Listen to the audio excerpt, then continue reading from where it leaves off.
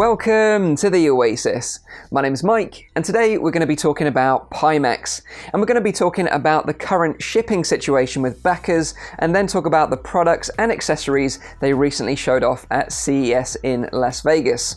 This includes the Pimax 5K Business Edition, the Pimax Knuckles style controllers, and the eye tracking and hand tracking modules.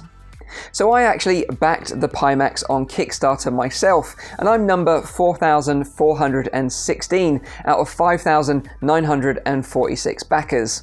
I backed the full 8K package, which included base stations and controllers. And obviously we know now that those base stations and controllers aren't going to be ready for a while. So in the meantime, you're going to have to source some Vive base stations and controllers to use this headset in the meantime while we wait for those to arrive from Pimax. When I recently received my Kickstarter survey, I dropped my pledge down to the 5K Plus headset after seeing the initial hands-on reports from the Pimax tester group. The original shipping date was February 2018, and I'd imagine it will be exactly a year late when it eventually arrives. Pimax seems to be one of the most debated headsets in the VR marketplace, with passionate members of the VR community on both sides of the fence. I'd love to know where you sit in the comments down below. I actually got to try the Pimax 5K Plus for a couple of hours thanks to my friends Nathy and Thomas, aka Voodoo DE. And overall it was a good experience, although I did notice issues with distortion, which I did find really distracting. Maybe this won't be so obvious with more time with the device, and I look forward to testing it further when my unit finally arrives. So let's start by talking about the recent apology issued by the company to the Kickstarter backers. Just before CES kicked off, Pimax posted on the official Pimax forums an apology for the delays in shipping headsets to backers. Stating up to the 5th of January 2019, they've produced 4,650 headsets and shipped 2,027 of them to backers. They also stated that their focus right now is on quality assurance, logistics, and customer support. And I'm glad to hear that quality assurance was priority number one, as both friends Nathy and Terrierwood had issues with defective units. Personally, I'd rather wait a little bit longer and get a fully functioning unit than something that's just rushed out of the door. I think this type of communication from Pimax is great, as one of the biggest criticisms previously was the lack of communication from the company and not keeping the backers updated. I think this approach of being more open and transparent seems to come from the newly appointed head of US operations, Kevin Henderson. He'll be leading a new service center located in the US from March this year, and will offer customer support and logistics for faster shipping and returns for US customers. Pimax also confirmed that once established in the US, they'll be focusing on opening a European-based service center later on in the year. It seems that they're really taking responsibility, stepping up their game and being more clear with their communications, which is great. They state that most backers should have their headsets before they start shipping their website pre-orders, which are due to ship by the 21st of February. Let's keep our fingers crossed. So let's move on to the 5K Business Edition, which was shown off on the show floor at CES. This headset has a similar specification to that of the 5K Plus, using a 2560 by 1440 pixel per eye display at a 200-degree field of view. However, the Business Edition will be using OLED displays at 85 Hz instead of the CLPL, which stands for Customized Low Persistence Liquid Displays, found in the 5K Plus, which run at 90 Hz. The Samsung Odyssey and Vive Pro use similar AMOLED display panels. There's not actually that much difference between OLED and AMOLED that will make a huge noticeable difference to users. Advantages of both OLED and AMOLED are better black levels and more vibrant colours. Although with that said, early reports suggest that the screen door effect is more apparent on this 5K Business Edition headset than that of the original 5K Plus and 8K headsets. At a retail price of $999 US, it's also more expensive than the other Pimax headsets. But this headset will be licensed for use for professional and commercial use in public spaces. So this is a headset that you'll likely see in a VR arcade and will likely have a premium support package that comes with it for businesses. There will also be an 8K Business Edition, which will set you back at $1,199 US, although this won't be featuring an OLED panel and instead using the CL-PL displays found in the original 5K Plus and 8K models.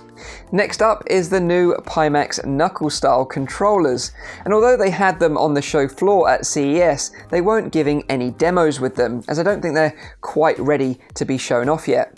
They had on display two designs, one using a Vive-like touchpad and the other using a touch-style thumbstick.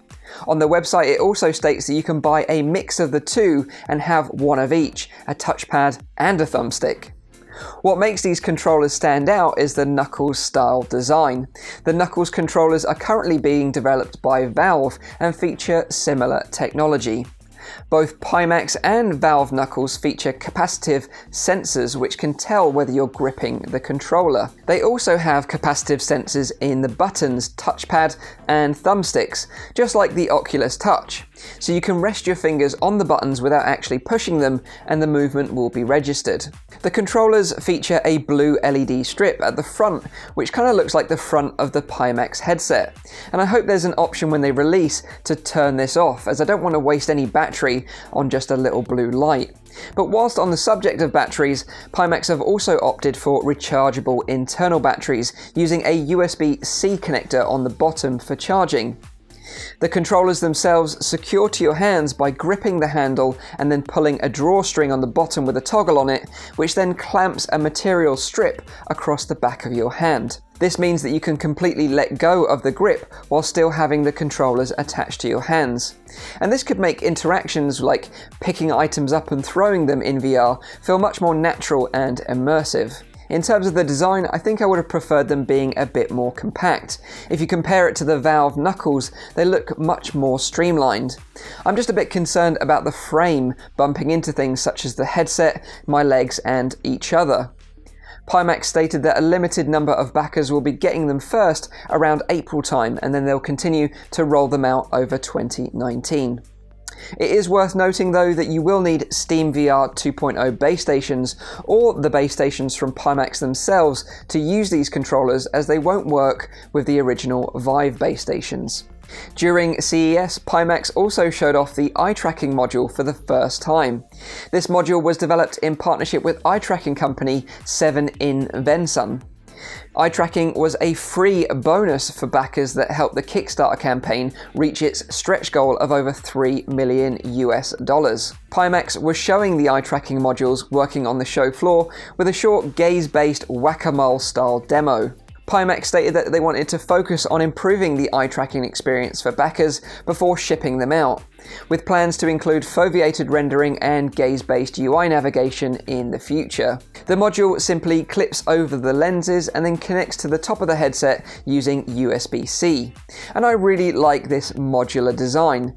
In terms of these additional modules, I got to try out the Pimax 5K Plus with a Leap Motion hand tracking module whilst with Nathie and Voodoo.de.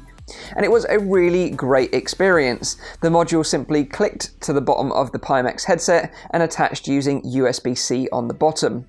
And I got to try this out in AltSpace, and I have to say the experience was really good. Interacting in social experiences with free movement of your hands really adds to the feeling of presence in VR. I really wish more applications took advantage of hand tracking, as it's really cool technology that we have access to right now. I'm going to be covering hand tracking using Leap Motion in the future, so stay tuned for that in the next few weeks. Okay guys and girls, so there we have it. That's all the news from Pimax at CES. Let me know in the comments down below if you're a backer, and if so, what number are you? Or maybe you've had your headset delivered already. If so, what games are you playing that you feel benefits from the wider field of view? I'd love to know. Of course, when my backer unit arrives, I'll be creating content around it and giving you my thoughts and impressions after spending some time with the device. I hope you guys and girls have enjoyed this video. Leave a like if you did, make sure you're subscribed for all my future content, and as always, I'll see you on the next one. Cheers.